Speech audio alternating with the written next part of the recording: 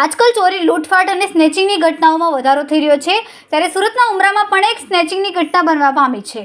રોડની સાઈડમાં બેસેલા યુવકના હાથમાંથી ચાલુ મોપેડે બે યુવકોએ મોબાઈલ ઝૂંટવી લીધો હતો. મોબાઈલ સ્નેચિંગ કરનાર બે યુવકોને પોલીસે ગણતરીની કલાકોમાં ઝડપી પાડ્યા છે. આ સાથે બાઇક અને મુદ્દામાલ પણ કબજે કરવામાં આવ્યા છે. આ સમગ્ર ઘટનાના સીસીટીવી ફૂટેજ પણ સામે આવ્યા છે.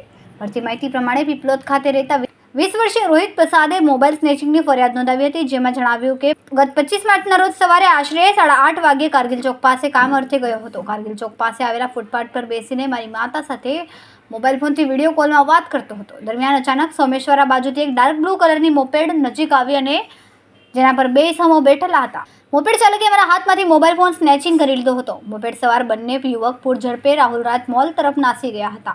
તેની પાછળ દોડતા બૂમાબૂમ કરી, પરંતુ તેઓ ત્યાંથી નાસી ગયા બાદ ફરિયાદ કરી હતી. ઉમરા પોલીસે ગણતરીની કલાકોમાં જ બાતમીના આધારે બંને આરોપીઓને ઝડપી પાડ્યા હતા. કેમેરામેન સેન્ડિલ વિરાણી સાથે વિશાલ છેઠા, માનવ પ્રભા ન્યૂઝ.